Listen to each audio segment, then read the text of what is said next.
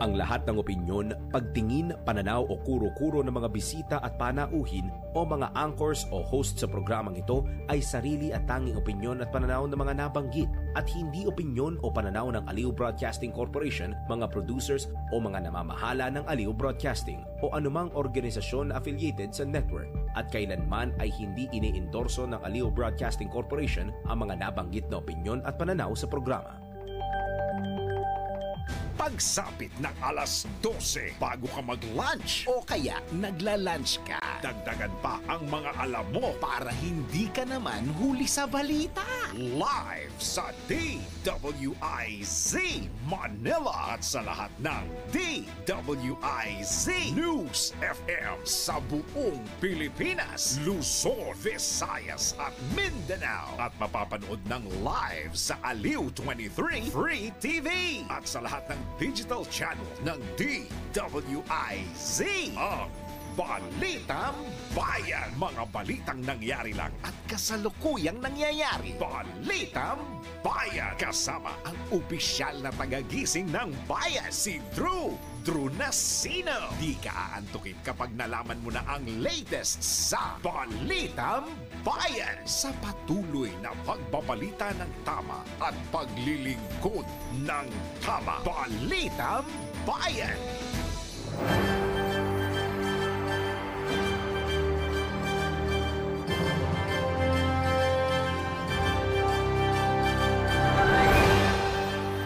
Natin ang headline.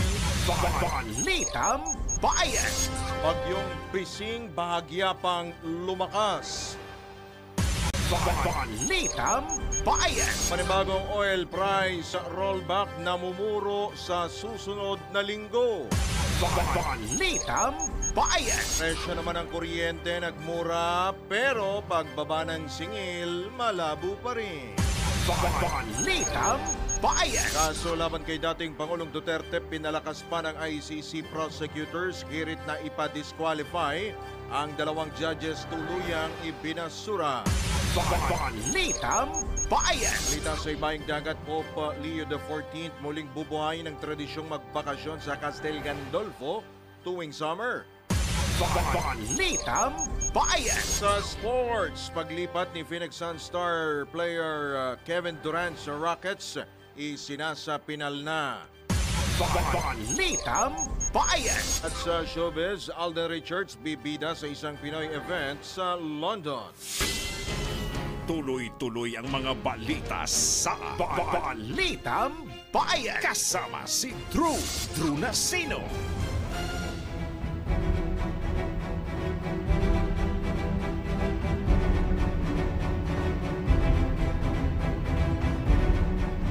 Magandang tanghali, Luzon, Visayas, Mindanao, Mega Manila, sa buong bansa, sa buong mundo. Ngayong pong araw na ito ng TGIF. Thank God it's Friday. First Friday po ngayon ng Hulyo 4 taon 2025. Kayo pa rin po ay nakatutok, nakikinig at nanonood sa pamamagitan ng ipilang may todong lakas. DWIC 882, inyo po makakasama hanggang alauna po tayo. Drew Nasino. Balitang Bayan. Sa oras na 4 na sandali, makalipas po ang alas 12 ng tanghali. Sa detalye nga po ng mga balita, bahagya pang lumakas ang bagyong Bising habang nasa karagatan ng kanlurang bahagi ng dulong Hilagang Luzon. Ang sentro, namataan ng Pag-asa, ang sentro ng bagyo sa layong 280 kilometro kanluran, Hilagang kanluran ng Kalayan na Cagayan. Taglay nito ang lakas ng hangin aabot sa 55 kilometers kada oras at pagbugso na aabot hanggang 70 kilometers kada oras. Kumikilos ang bagyo sa direksyong Kanluran, Timog Kanluran sa bilis na 15 kilometro kada oras. Nakataas naman ang public storm signal number 1 sa kanlurang bahagi ng Babuyan Islands, kabilang ang Calayan Island at Dalupiri Islands. Kanlurang bahagi ng Ilocos Norte, kabilang ang Pagudpud, Bangi, Burgos, Pasukin, Dumalneg, Bacara, Lawag City, Paway, Corimao, Badok, Pinili at Hilagang kanluran ng kanlurang bahagi ng Ilocos Sur, tulad ng Kawayan, City of Vigan, Santa Catalina, San Vicente, Santo Domingo, Magsingal, San Juan, Cabugao, Sinait at San Ildefonso. Ang naturang sama ng panahon ay inaasahang mabagal na kikilos, pailagang kanluran sa susunod na 12 oras at lalabas ng PAR o Philippine Area of Responsibility mamayang hapon o ngayong hapon. Abangan po ang susunod na bulletin ng pag-asa sa galaw ng Bagyong Bising mamayang alas 5 ng hapon. Balitang Bayan! Nakatutok na ang buong puwersa ng Office of the Civil Defense sa bagyong o sa gitna ng inaasahang epekto ng Bagyong Bising sa bansa. Ayon kay OCD Officer in Charge Bernardito Alejandro IV, pinaigting na nila ang pakikipag-ugnayan sa iba't ibang ahensya tulad ng Departments of Social Welfare and Development, Interior and Local Government, gayon din sa ilang response agencies gaya ng Armed Forces of the Philippines. Ngayong naging bagyo na ang dating LPA, patuloy na minomonitor ng OCD ang mga lugar na posibleng hagupitin nito, partikular ang Northern Luzon. Meron kaming mga specific divisions na na-train at handang-handa mag-operate 24/7. So yan po ang mandato ng Office of Civil Defense. May sistema kaming ini-implement, may mga tauhan na tayo, and of course kahit sabihin natin kulang yan, ay ginagampanan namin at may mga regional offices naman tayo na talagang nakahanda at always ready to perform their mandate. Nagbigay na rin ng abiso ang OCD sa mga high-risk areas na maaring tamaan o maaring maapektuhan ng landslides at flash floods sa malaking bahagi ng Luzon. Kung kailangan talaga, may mga early signs or early warnings tayong trigger, ay kailangan i-implement yung evacuation for safety. So yan po ay inaasahan natin dyan na malaking role ang ating mga local government units, yung ating mga kasamaan, lalo na sa barangay, na alam naman kung saan yung mga delikadong lugar. So inaasahan natin through our constant reminder sa kanila na dapat i-implement na nila ngayon pa lang yung kanilang mga contingency plans. Yan po ang tinig ni OCD Officer in Charge, Assistant Secretary Bernardo Rafaelito Alejandro IV sa panayam ng DWIZ. Balitang Bayan! Tuloy-tuloy din ang pagkilos sa mga kinaukulang ahensya ng gobyerno para matiyak ang kahandaan sa maaring epekto ng Bagyong Bising sa Northern Luzon. Ayon kay Office of the Civil Defense Deputy Administrator for Operations, Assistant Secretary Cesar Idio, hindi sila maaring magpakakampante lalo't kailangan paghandaan ang posibleng worst case scenario sa magiging posibleng pinsala ng binabantayang bagyo. Kapatid na una nang itinaas ng NDRRMC ang Blue Alert status kasunod ang mabilis na pagbabago ng panahon.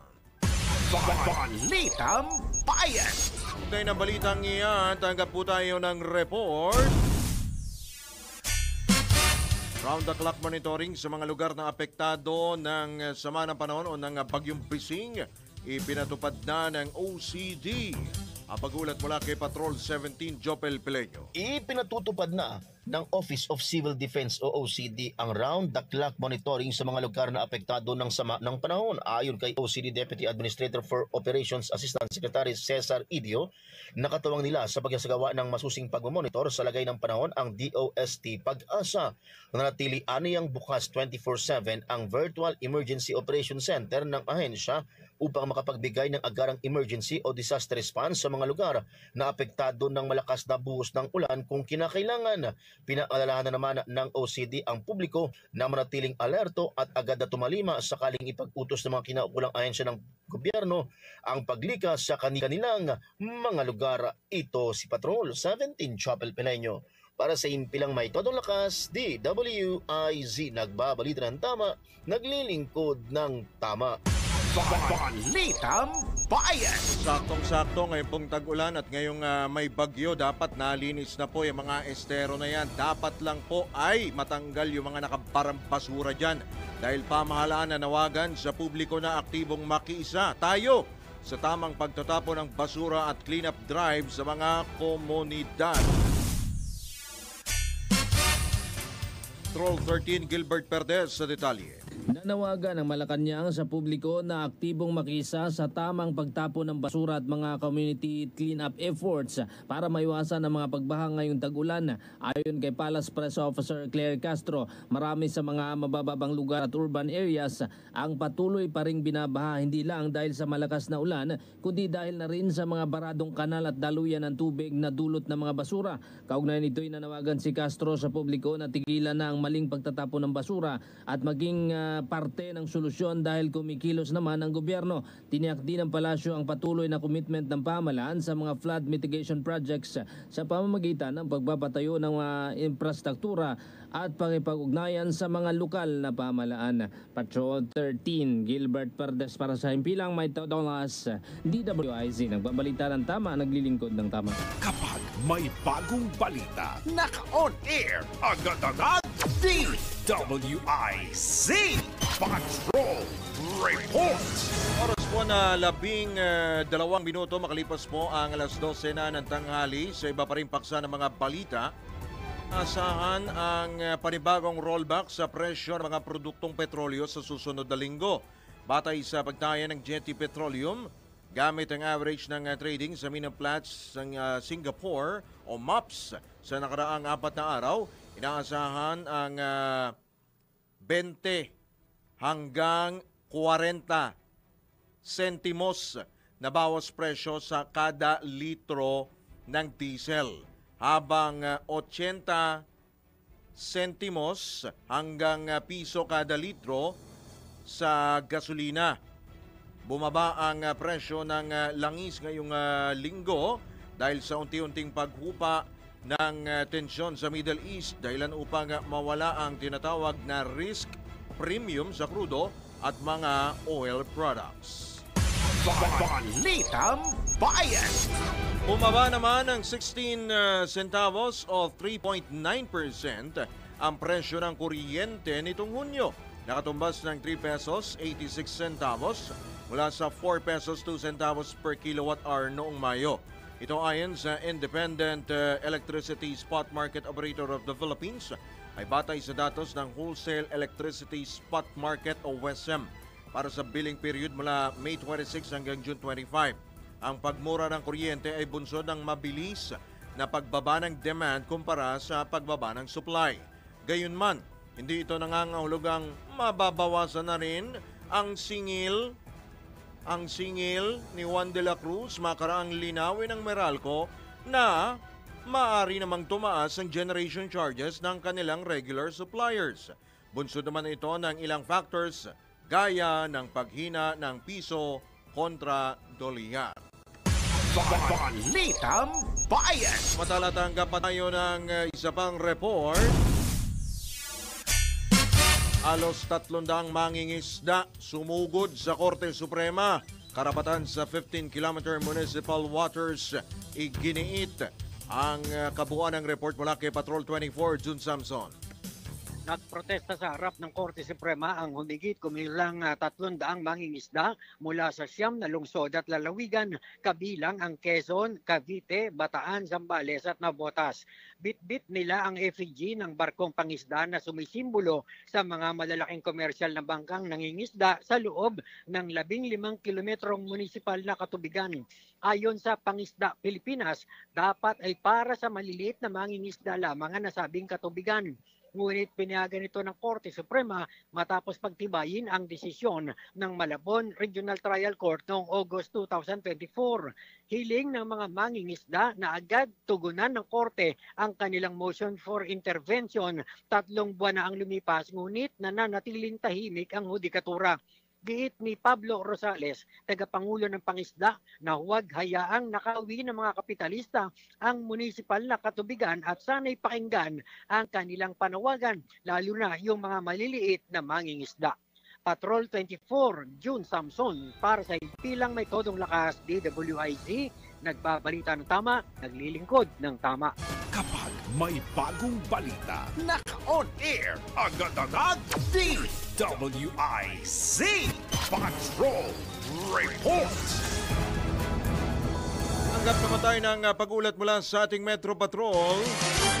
Programa People's Day pagpapatuloy sa Kangkalu. Mula po dyan sa Kamanava, Aling Bet Samson. Nagpahayag ang lokal na pamahalang Caloocan ng saloobin at nais nito makaraan ng isinagawang oath-taking sa lungsod ng mga naloklok sa kadungkulan. Ipinarating ni City Mayor Del Gonzalo alang malapitan sa mga batang Kangkalu na narinig nito at patuloy na makikinig sa nasasakupan. Ayon sa alkalde, kung saan may kulang, aayusin ng bawat isa. Tandaan niya na ang pagkakaroon ng maayos at palinis sa lungsod ay magsisimula sa pagkakaroon ng disiplina sa sarili. Siya niya ay batang Kangkalu at ito ang kanyang tahanan at maninilbihan sa historic city. Nanawagan si Mayor Along sa mga bagong opisyalis ng lungsod na huwag biguin ang mga batang Kangkalu. Dagdag pa ng alkalde na wala niyang proyekto o perpektong gobyerno, ngunit batid na marami pang kailangang ayusin at pagtuunan ng pansin at yan mismo ang dahilan kung bakit ito pinursige na muling maging ama ng Caloocan. Metro Patrol Bet Samson para sa Himpilang May Todong Lakas, DWIZ. Nagbabalita ng tama, naglilingkod ng tama. Balitang Bayan. Iba pa ring balita, isinumite na ng Office of the Prosecutor ng International Criminal Court ang ika-11 at pinakahuling batch ng mga ebidensya laban kay dating Pangulong Rodrigo Duterte. Umabot sa mahigit 100,000 bagong ebidensya ang iprenesenta ng prosecution sa defense team ng dating Pangulo kaugnay sa kinakaharap nitong kasong crimes against humanity. Nahati ang mga ebidensya sa 10 thematic categories bilang ang isinagawang pagpatay ng Davao Death Squad noong nanungkulang alkalde sa lungsod ng dating Pangulo at ang mga pagpatay sa barangay clearance operation sa kanyang administrasyon. Mahalagang bahagi ito ng Rules of Procedure and Evidence ng ICC upang matiyak na mabibigyan ng tamang due process ang nasasakdal. Balitang Bayan. Tuluyan ng ibinasura ng International Criminal Court o ICC ang hirit ni dating Pangulong Rodrigo Duterte na idiskwalipika ang dalawang hukom na humahawak sa issue ng jurisdiction kaugnay ng kasong crimes against humanity. Napatunayan ng Plenary of Judges sa ICC na walang bias ang dalawang kapwa hukom na pinadidisqualify ng kampo ng dating Pangulo. Sa full decision ng plenaryo na isinapubliko kanina, binigyan din ito na kumilos sina Judge Rein Adelaide Sophie Alapini Ganzo at Judge Maria del Socorro Flores Hiera alinsunod sa kanilang tungkulin sa lahat ng oras. Magugnitang hiniling ng kampo ni Duterte na ipadiskwalipika sina Alapini Ganzo at Flores dahil umano sa pagiging bias ng mga ito bunsod ng kanilang mga naunang rulings kaugnay sa jurisdiction sa kasong hinggil sa war on drugs ng Pilipinas. Balitang Bayan. Sa pagkakataon ito, tanggap tayo ng police report mula sa probinsya. 6 na puganting Chino nasa kote sa Angeles City at Clark Freeport Zone. Ang pag-ulat mula Central Luzon, Johnny Gole. Yes, isa nga dito sa sinasabing pusakal na Chinese national, itong nasakuti ng mga ahente ng Bureau of Immigration dito sa Angeles City. Nakilala itong dayuhang suspect na si Xiao Jiaping, 28 years old. Ito ay nasakuti sa inuupahan niyang bahay dito sa loob ng Clark Freeport Zone. Ayon dito sa ulat ng Bureau of Immigration operatives, ang suspect ay may detention warrant mula sa Langjin branch sa Nanning Municipal Public Safety Bureau sa China at may pitsang June 16, 2025. Ayon sa natanggap na ulat ng BI, ang suspect ay membro umano ng isang organized syndicate na may kinalaman sa telecommunication and online investment scam na marami na rin nabiktima na kanyang mga kababayan sa China. Bagamat isinasagawa umano nito ang nasabing modus habang nandito siya sa Pilipinas. Sa hiwalay na operasyon, isa pang Chinese national na nakilala din si Lu Bingbing na miyembro rin umano ng sindikato na sakutin ng Bureau of Immigration na operative sa loob ng Casino Filipino dito sa Angeles City. Ito ay walang naipakitang anumang dokumento ng arestuhin ng mga otoridad.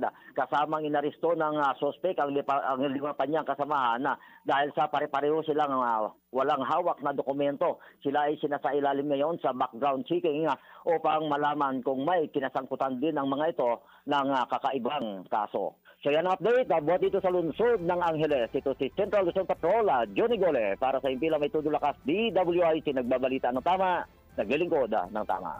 Balitang Bayan! Samantala, naniniwala si Bicol Saro Party List Representative Terry Ridon na panahon na para higpitan ang access sa online gambling platforms. Ayon kay Ridon, dapat gumawa ng paraan ng pamahalaan para magpatupad ng mas mahigpit na regulasyon sa paggamit ng mga Pilipino sa online gambling platforms dahil na rin sa pangamba ng mga IT at cybersecurity expert maging ng Simbahang Katolika at iba pang sektor ng lipunan na naaalarma sa dumaraming o lumalaking bilang ng mga nalululong na Pinoy sa online sugal.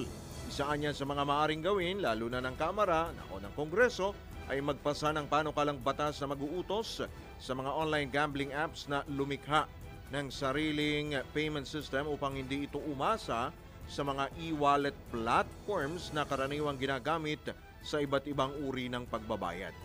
Dapat katulad po ng binabanggit po ni Senator Sherwin Gatchalian sa kanya pong Senate bill, dapat mataas din ho yung threshold amount para makasali ka, no?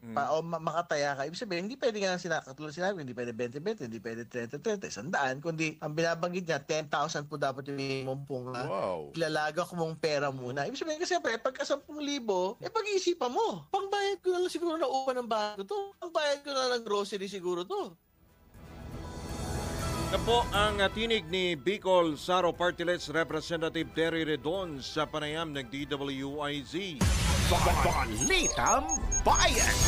Naga pa tayo ng report. 2 million pesos na halaga ng high-grade marijuana o kush nasamsam o nasabat sa Mabalacat City nagpabalik mula Central Luzon. Johnny Gole. Yes, pinatayang nasa halagang 2 milyong piso. Itong nakumpiskang marijuana kush ng pulisya dito sa Barangay Bicol, Mabalacat City mula sa 3 suspect na sinasabing responsable sa pagpapakalat ng droga o marijuana dito sa Pampanga at ilang piling lugar sa Central Luzon. Nakilala sa kanilang mga alias itong mga suspect na sina Jik ng Barangay Bicol, Diyos ng Barangay Dao, kapwa ng Mabalacat City at isang ana ng Barangay Balibago, Angeles City. Kabilang sa mga nakumpiska dito sa 3 suspect ang 2 kilo ng pinatuyong dahon ng marijuana, 529 grams ng marijuana kush, 218 na marijuana flavored beef cartridges at 8 peraso ng marijuana oil. Ang mga suspect ay pinipigil na ngayon dito sa impila ng Mabalacat City Police Station at isinasailalim sila sa investigasyon habang inahanda na itong kaukulang kaso laban sa kanila sa piskalya. Mula dito sa Mabalacat City, Pampanga, ito si Central Luzon Patrol, Johnny Gole, para sa Impila May Todo Lakas, DWIC, nagbabalita ng tama, naglilingkod ng tama. Balitang Bayan! PCSO na mahagi naman ng tama-tama. Kailangan ito lalo na ngayon pong panahon, ngayong tag-ulan at merong bagyo. PCSO na mahagi ng Disaster Preparedness Kit sa Angono, Rizal. Alamin po natin ang kabuang detalye ihatid ni Angelo Baino. Naghatid ng Disaster Preparedness Kits ang Philippine Charity Sweepstakes Office o PCSO sa Barangay Kalayaan, Angono, Rizal. Ito'y bilang bahagi ng kanilang Corporate Social Responsibility Program. Pinangunahan ni PCSO Director Janet Mercado ang pamamahagi kay Punong Barangay Analisa, Intalan. Kabilang sa mga ipinamahagi ang 30 emergency go bags, trauma at oxygen kits, handheld radios, searchlights, rescue equipment at isang stretcher. Layo ng aktibidad na palakasin ang kahandaan kabuhayan ng komunidad sa oras ng sakuna. Yan ang PCSO, hindi umuurong sa pagtulong. Angelo Bainyo, nagbabalita ng tama, naglilingkod ng tama. Balitang Bayan! Speaking of PCSO, alam niyo po ba na ang katumbas po ng bawat taya po ninyo sa Philippine Charity Sweepstakes Office ay kawang gawa? Opo, sa bawat ticket po ninyo sigurado tiyak may natutulungan at matutulungan po tayong mga kapwa po nating Pinoy sa kanilang pangangailangang medikal, lalo po yung may mga malubhang karamdaman. Dahil sa PCSO, basta kawang gawa at pagtulong, hindi kanila uurungan. Kaya palaging tandaan, ang bawat taya may kawang gawa. Balitang Bayan! At babalik po ang Balitang Bayan makalipas lamang ang ilang mga paalala oras. 26 na sandali makalipas ang alas 12. Nasa ikalawang sigwada po ng Balitang Bayan. Ngayong araw po nito ng TGIF. Thank God it's first Friday ngayon pong Hulyo 4. At kayo pa rin po ay nakatutok, nakikinig at nanonood sa pamamagitan po ng Impila May Totong Lakas, DWIC 882 at Aliw Channel 23. Sa pagkakataon ito, pag-usapan po natin tamang-tama po sa mga nanananghalian, sa mga kumakain po ngayon ng sinangag. At syempre, yung kanila pong napakasarap po na ulam ngayon po ng halian. Pag-usapan po natin ang bigas at syempre yung palay. Nasa kabilang linya po natin ang Executive Director ng Samang Industriya ng Agrikultura o SINAG, si Ginoong Jason Cainglet. Magandang tanghali po, Sir Jason. Welcome po muli sa DWIC Aliw Channel 23. Good noon po, Sir Drew, at lahat po ng nakikinig na ng program. Opo, nagtanghalian na po ba kayo, Sir Jason? Medyo maaga po tayong nag-branch. Branch, ha? Nag-branch na po tayo, opo. Curious lang ako kung anong klaseng bigas ba ang sinasaing ng isang Jason Cainglet. Ngayong, of course, itong nirereklamo po ng mga magsasaka ay bagsak na raw ang sadsad na, matatawag natin, yung presyo po ng palay. Gaano po ito katotoo, Sir Jason? Magkano na ho ba ang presyo ng palay? Opo, Sir Drew, tayo ay nabigla dahil actually tapos na ang anihan. May mga ilan na lang nag-harvest na mga farmers. Supposedly, pagka wala na po tumataas ang presyo sa palay, pero nagulat tayo in the past 2 weeks, bumagsak siya from 8 to 12 pesos po per kilo. So talagang nakakasurpresa dahil tapos na nga po ang peak harvest. Yung 8 to 12 po, Sir Drew, ay napakababa kasi yung kanyang gastos para mag-produce ng palay ay nasa 13 to 14 pesos. Kaya lugi pa kahit po sa puhunan ay talagang medyo malungkot ang inabot ng mga parang hindi naman lugi yun, Sir Jason. Parang pinamigay mo na lang yan. Opo, parang pinamigay kaya ang marami sa kanila tuloy nag-iisip na yun ang ating pinag-aalala ngayon.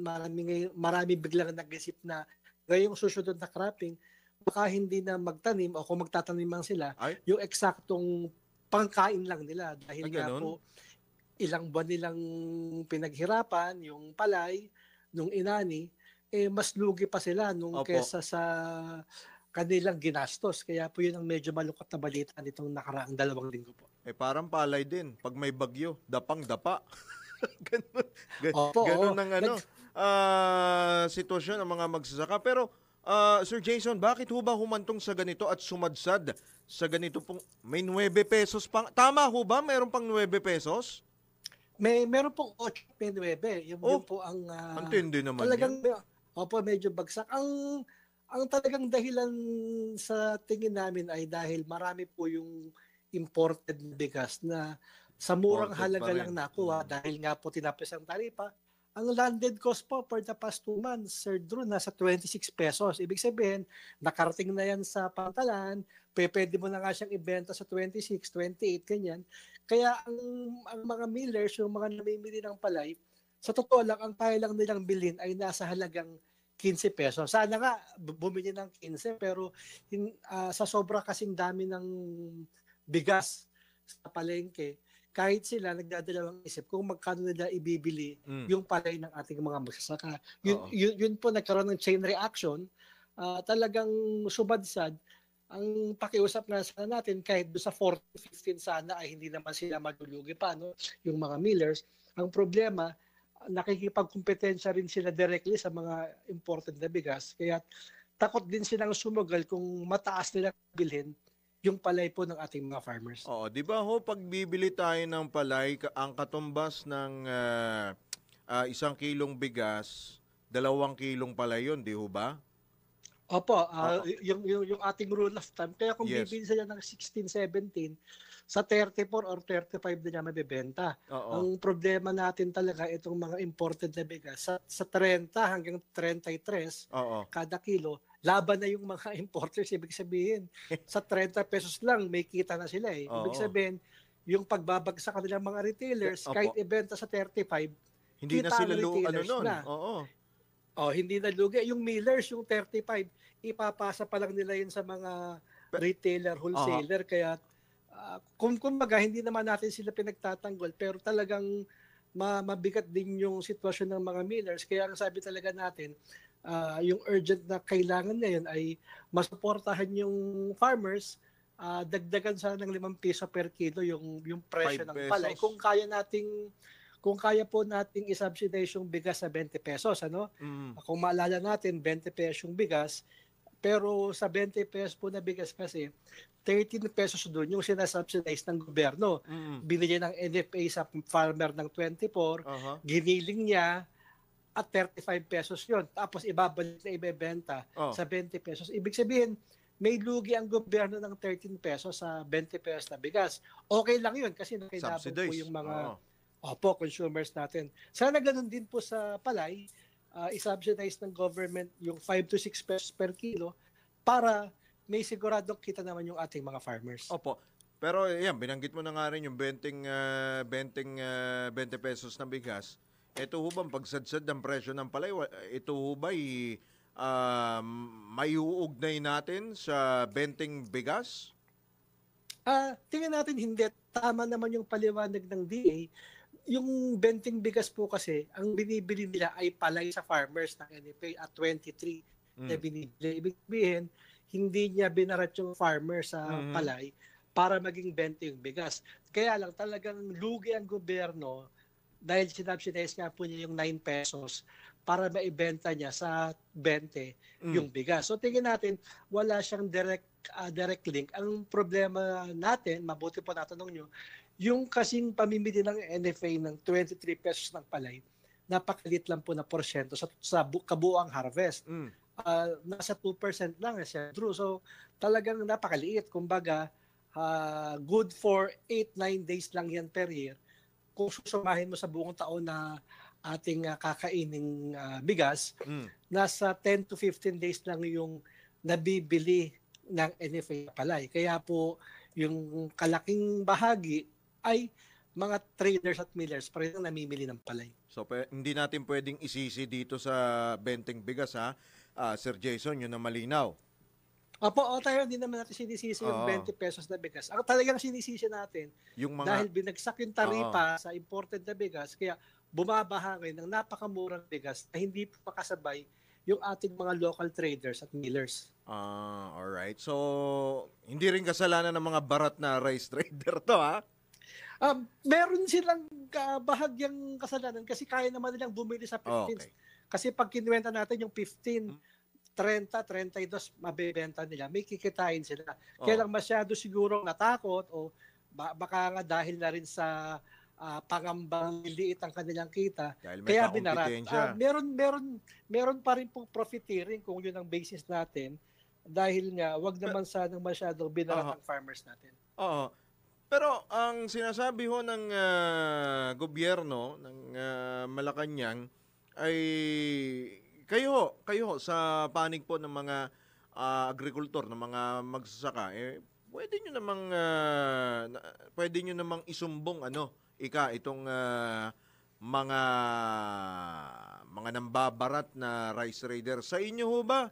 Meron ho bang mga nambabarat sa inyo, Sir Jason? Ang operasyon natin sa probinsya, Sir Drew, mga ahente, di ba? Mga agents. Kumbaga, ito yung mga unseen hands. Hindi mo naman nakikita yung mga yan. Kaya sino isusumbong mo. Tapos ang masaklap pa diyan, yung mga bumibili ng palay, yun din naman ang inutangan ng farmer. Kumbaga, yun kumbaga may mga ganong relasyon. Sana po wag nang itulak ng Malacanang na magsumbong ng farmers. Kilala naman nila sa baryo, sa bayan, kilala naman ng DA, ng NFA kung sino yung mga namimili, kung sino yung mga miller. Kasi po kung ang magsasaka ang magtuturo, talagang hindi magtuturo dahil ito nga yung mga tao. Baka hindi na bumili yung pag nagturo. Opo. At saka baka hindi na siya pautangin. Hindi na bumili at hindi na siya pautangin ulit. Lalong dumapa ang palay pag ganyan. Opo, nandun.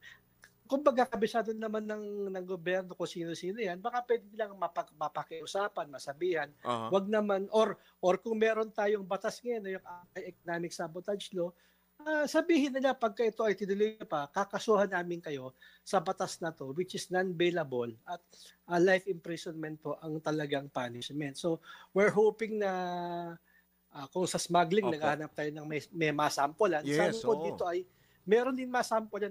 Yung nagsasamantala naman talaga na yun ang gusto natin, Sir Jason. Kailangan may masampul. Teka lang, pati dyan ba sa binabanggit mo na presyo ng palay, may for just for santo, Sir Jason, may nagmi-middleman pa ba dyan sa ganyang presyo? Kasi ang kalakaran natin, talaga namang may isang salin pa. Hindi naman siya nagmi-middleman, pero bahagi siya ng proseso. May kumukuha, may nag-iipon ng palay. At hindi naman kasi ang isang magsasaka diretso sa gilingan, talagang may kumukuha sa kanila ng palay. Kung magkakasama na sa sistema yan at yun naman ang kalakaran, meron naman po talaga. Ang sinasabi lang natin ngayon ay masyado talagang mababa naman yung bili ng 8 hanggang 10 pesos.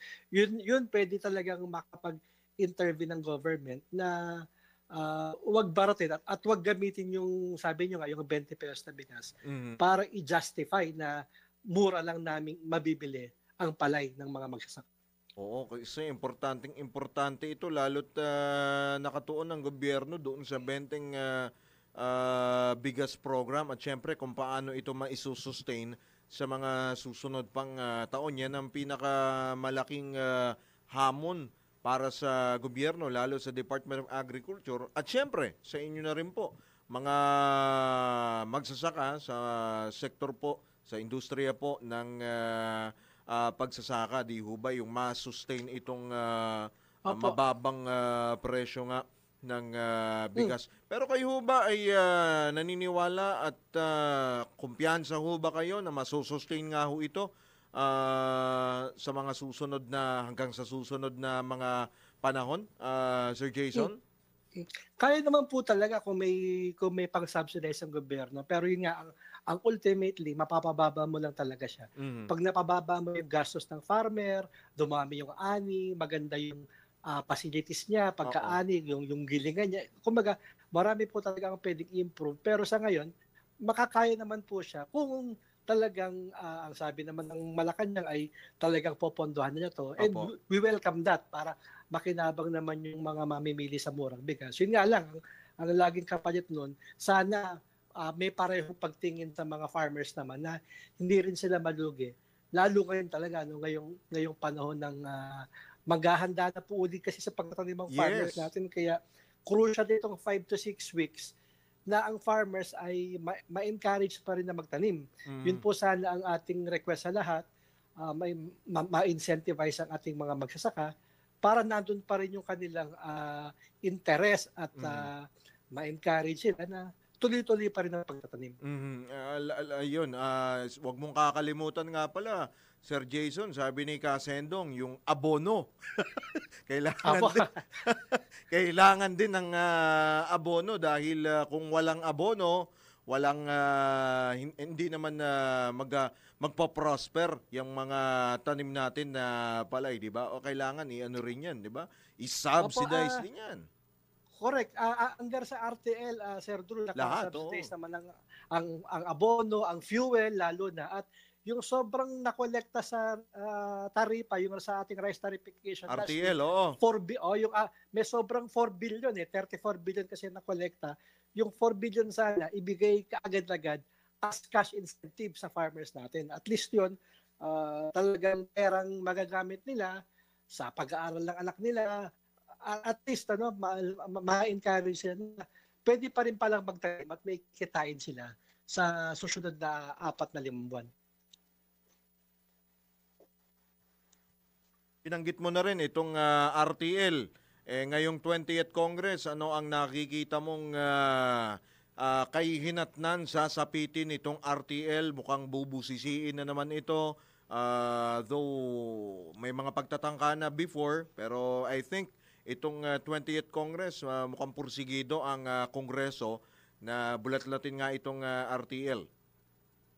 Sa atin naman, hindi tayo nakasabay po dun sa bandwagon na kumbaga dahil nawala ang kapangyarihan ng NFA, kaya tayo nagkaganto. Hindi naman po sa tingin namin yun talaga ang dahilan. Maganda naman ang takbo natin kung hindi lang talaga bumuha ang imported na bigas. Ang unang-una kasing dapat kinilala last year ay mataas talaga yung presyo ng bigas globally dahil naghigpit ang Vietnam, naghigpit ang India. Pero lumuwag na siya at bumagsak nga ngayon ng almost from $640 per metric ton, Sir Drew. Nasa 360 na lang ang presyo ng bigas ngayon globally. Kaya bagsak naman sa atin dahil nga from 35% yung taripa, binagsak mo pa sa 15%. Kung sana ay nung una inunawa na talagang mahal ang bigas, hindi padalos-dalos na nagbaba ng taripa, wala po sana tayo po problemahin na ganitong kalaki ngayon. Nawala na yung collection ng gobyerno, nalugi pa ang farmers. Yun po talaga ang sitwasyon ngayon. And we're hoping, kahit na kung anong amendment sa RTL, kung tuloy-tuloy pa rin yung tariff reduction, palagay natin po ay hindi makakabago ng ating local farmers. Ibabalik sa 30%, no? Itong 35% yung taripa, malamang makakaagapay na itong pero not necessarily na dapat tabuwagin ito, di ba, Sir Jason? Hindi naman po, wala naman po tayo sinasabing gano'n na amyendahan lang, ika. Opo, kung talagang kailangan yung marketing power niya palakasin, direktang magbenta siya.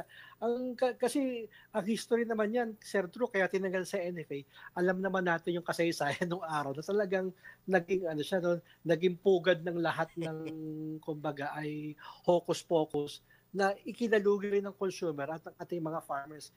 Kaya siya tinanggal . So hopefully, kung ibabalik yung powers ng NFA, ay merong malinaw na monitoring at kumbaga po ay accountability na hindi ulit maabuso yung naging kapangyarihan niya nung mga nakaraang dekada. Alright. Baka meron pa ho kayong mga karagdagang panawagan sa ating pong Department of Agriculture and of course iba pa ho natin mga stakeholders sa mga magsasaka po, lalo na po doon sa mga binabarat ho ng mga rice traders, Sir Jason.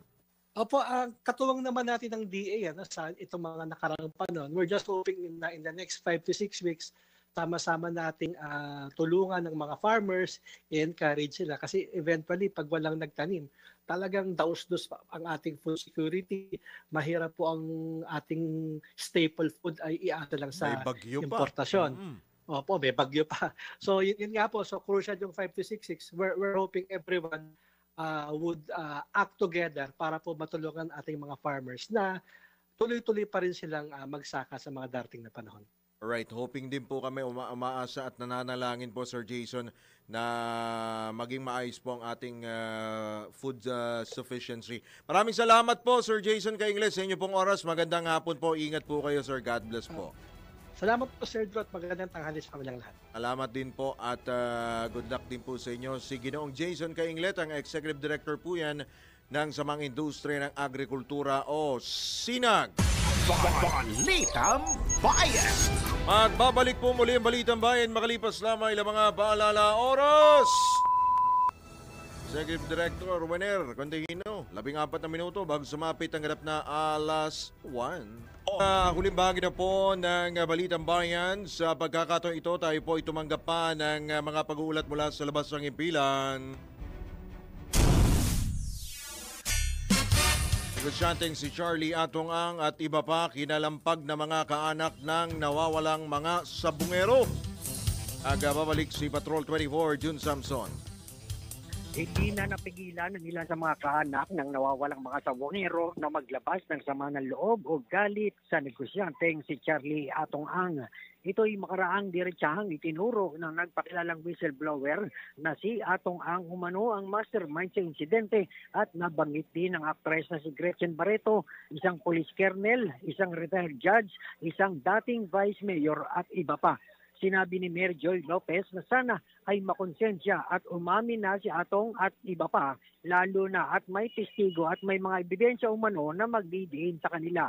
Lubos din anya ang kanilang paniniwala na paunti-unti nang lumalabas ngayon ang katotohanan, kaya nakakakita na anya sila ng pag-asa para sa hinahanap nilang hustisya. Patrol 24, June Samson, para sa himpilang may todong lakas, DWIZ, nagbabalita ng tama, naglilingkod ng tama. Balitang Bayan! Samantala, vlogger na si Sas Rogando Sasot, kinasuhan ng cyber libel ng isang opisyal ng Philippine Coast Guard. Dali mo, Patrol 5, Aya Yupanco. Formal nang naghain ng reklamong cyber libel sa Manila City Prosecutor's Office si Philippine Coast Guard spokesperson for the West Philippine Sea, Commodore J. Tariela, laban sa isang vlogger na umano'y panayang ginagawang paninira sa kanya. Sinampahan na reklamo ni Tariela si Sas Rogando Sasot sa Manila Prosecutor's Office dahil sa mga serye ng walang basihan, malisyoso at personal na pag-atake sa kanya. Bagamat inirespeto niya ang malayang pagpapahayag, ay hindi nito saklaw ang pagpapakalat ng disinformation, paninira sa isang tao at layuning alisin ang tiwala ng publiko. Sinabi pa ng opisyal na layon din itong tumindig para sa mga public servant na nakakaranas ng online abuse at misrepresentation. Umaasa si Tariela na magsisilbi itong mensahe upang ipakita ang kahalagahan ng katotohanan at nararapat-laang na irespeto o igalang at protektahan mula sa malisyosong pag-atake ang mga nanunungkulan. Paalala din ito na ang freedom of expression ay dapat na nakaangkla sa katotohanan, responsibilidad at respeto. O tinulungan si Tariela ng Movement Against Disinformation sa paghahain ng cyber libel complaint laban kay Sasot. It's Patrol number 5. Ayaw pa ako para sa implemento ng lakas. DWIZ. Nababalita ng tama, naglilingkod ng tama. Balitang Bayan! Mga kaanak naman ng nawawala mga sabongero, umaasang tututok na ang DOJ sa kaso. Co-op report kay Patrol 24, June Samson. Nanawagan sa Department of Justice sa mga kaanak ng nawawalang mga sabongero na sanaan niya sa pagkakataong ito ay huwag nang bibitawan ng kaso katulad ng nakaraan. Sinabi ni Mary Joy Lopez na makailang ulit na anya kasi silang nagpabalik-balik sa Laguna at ang paulit-ulit lang anyang sinasabi sa kanila ay mayroon ng lumutang na testigo at nangako na aasikasuhin na ang nasabing kaso. Samantala sinabi pa nito na kumbinsido at malakas anya ang kanilang paniniwala sa kabuuan ng pahayag ng nagpakilalang whistleblower na si Julie Patidongan alias Totoy. Kaugnay nito'y umaasahan niya sila na dahil dito ay mapaparusahan na ang mga salarin o yung mga sangkot sa insidente para makakamit na nila ang hustisya. Patrol 24, June Samson. Para sa himpilang may todong lakas, DWIC, nagbabalita ng tama, naglilingkod ng tama. Kapag may bagong balita, naka-on air, agad-agad, DWIZ Patrol Report. Mga balitang dapat alam mo kahit sa labas ng bansa. DWIZ Balita sa ibang bansa. Bubuhayin ni Pope Leo XIV ang tradisyon ng pagbabakasyon sa Castel Gandolfo ngayong Hulyo. Itinayo na sabing gusali noon pang 1596 upang magsilbing bahay bakasyonan ng mga Santo Papa tuwing tag-init sa Roma. sa Italia. Ipinapanalangin ng mga presidente at negosyante na magdulot nawa ng magandang epekto sa ekonomiya ang pagdating ni Papa Leon dahil sa dami ng turista na nais itong makita. Matatandaang hindi nagbakasyon sa Castel Gandolfo si Pope Francis sa buong panunungkulan nito habang ginamit naman ni Pope Benedict XVI na pansamantalang tirahan ang Castillo noong nagretiro siya noong 2013. Balitang Bayan! Sa mundo ng palakasan, ang latest malalaman sa DWIZ Sports News. Isinasapinal na ang trade ni Phoenix Suns superstar Kevin Durant sa Houston Rockets. Malablockbuster ang paglipat ni Durant sa Rockets dahil pinalawak ito ng Houston at Phoenix para makapag-ambag ng assets sa mga NBA teams na Golden State Warriors, Los Angeles Lakers, Minnesota Timberwolves, Atlanta Hawks at Brooklyn Nets. 6 na kuponan naman ang una ng sa nakaraang record. 6 na kuponan ang nag-uusap po para sa trade kung saan iti-trade si Golden State guard Klay Thompson sa Dallas Mavericks nitong nakaraang taon. Salukuyang on hold ang trade naman kay KD kung saan unang beses na 7 teams ang nakasama sa isang trade deal. Balitang Bayan! Ito na ang latest, bagong-bago, fresh na fresh, DWIZ Showbiz News. Biyaheng Britanya. Babiyahe ang pambansang bay at aktor at direktor na si Alden Richards para dumalo sa London Barrio Fiesta 2025. Makakasama rin niya ang mga Sparkle Stars na sina Julian San Jose at Raver Cruz sa pagtitipon ng mga overseas Filipinos sa London na gaganapin sa ika-5 at ika-6 ng Hulyo. Simula pala ito bukas sa Cranford Community College sa Hounslow. Samantala, kauwi lamang ni Direk Alden sa bansa matapos pumunta sa Da Nang Asian Film Festival sa Vietnam para sa international premiere ng kanyang pelikulang Out of Order. Pagkatapos pong umuwi ay babiyahe naman ng London.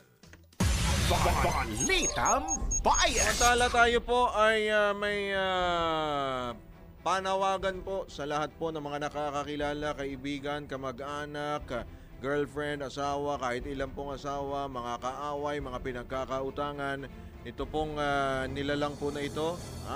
Batiin po natin ng isa pong maligayang kaarawan. Ang atin pong kasamaan din dito sa DWIZ at Aliw Social Media, si Ralph De La Cruz. Happy birthday din kay Philam San Juan na kaibigan ng ating din pong kasamaan dito na si Jen Rico Hermoso. Happy birthday po sa lahat po ng mga nagdiriwang ng kanilang pong kaarawan ngayong araw po na ito ng 4 sa buwan ng Hulyo. Ngayon pong TGIF Quiapo Day Friday. First Friday kaya traffic po sa Quiapo. Yan. O siya, tayo po ay pansamantala po nagpapaalam sa ngalan po ng buong tropa ng DWIZ at Aliw Channel 23. Ito po ang inyong naging tagapaghatid balita, Drew Nasino, nagbabalita ng tama, naglilingkod ng tama. Standby lamang, susunod na. Andyan na po sila ang DWIZ Network News kasama si Angelo Baino at Maine Barreto. Pagsapit ng alas 12 bago ka mag-lunch o kaya